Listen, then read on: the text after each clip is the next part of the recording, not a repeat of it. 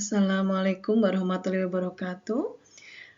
Terima kasih para mahasiswa semuanya. Pada hari ini kita akan membahas terkait dengan International Human Resource Management Trends and Future Challenges. Dalam materi kali ini, di sini akan memiliki mata kuliah ini atau materi ini bertujuan untuk mengetahui bagaimana sebetulnya etika bisnis internasional yang itu akan berdampak kepada pengelolaan SDM internasional. Yang kedua akan melihat bagaimana mode of operation yang akan ada kaitannya dengan International Human Resource Management. Yang berikutnya adalah kita akan membahas terkait dengan ownership issues relating to International Human Resource Management Requirements. Yang ini akan terkait dengan perusahaan-perusahaan yang memang ada di dalam multinasional itu sendiri serta yang berbentuk NGO. Yang berikutnya adalah adanya safety, security, dan terorisme issue yang ada di dalam pengelolaan SDM internasional. Pada materi kali ini terkait dengan bagaimana sebetulnya tantangan pengelolaan SDM internasional saat ini dan di masa yang akan datang.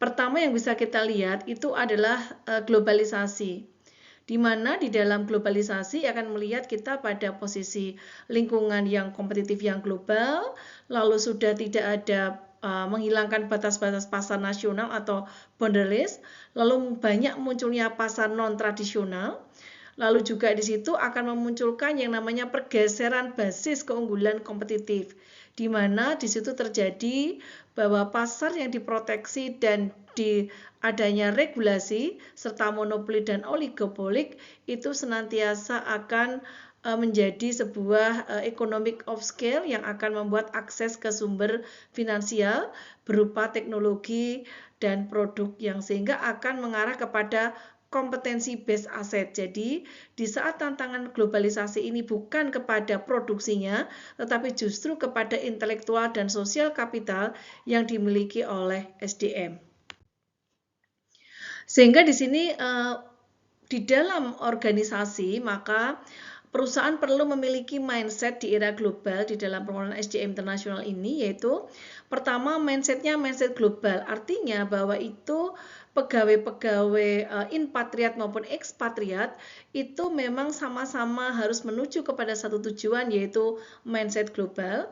Yang kedua harus mampu mengenali dan mengembangkan bakat masing-masing pegawai, baik itu pegawai inpatriat maupun ekspatriat secara global, dan mampu mengenali siapa yang dapat berfungsi secara efektif dalam sebuah organisasi global dan mengembangkan kemampuannya.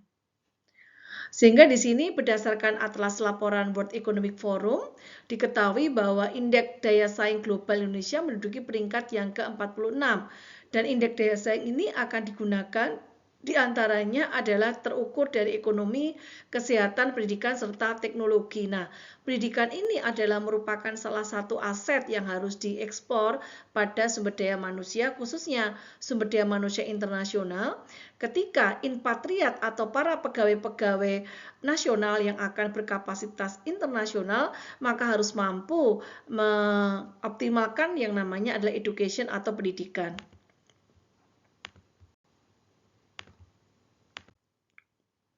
Tantangan yang kedua adalah diseminasi pengetahuan dan inovasi. Nah, ini kemampuan para SDM untuk menyebarkan knowledge sharing serta praktek-praktek ke seluruh organisasi, dan ini tentu saja akan memberikan competitive advantage untuk SDM yang ada.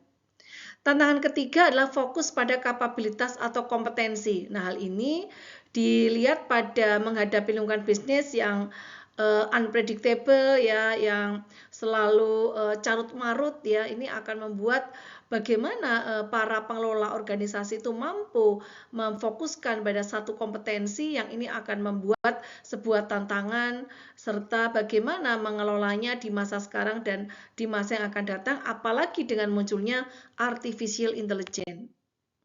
Tantangan keempat adalah perbedaan antar negara, yang ini akan ada muatannya dilihat dari perspektif budaya, sistem ekonomi, hubungan hukum politik, industrial, teknologi, dan demografi. Di mana tantangan yang keempat ini menjadikan sebuah konteks yang sangat penting bagi sebuah negara ketika memang akan melakukan kondisi ekonomi pasar bebas yang tentu saja itu akan mendatangkan banyak ekspatriat ke negara tersebut.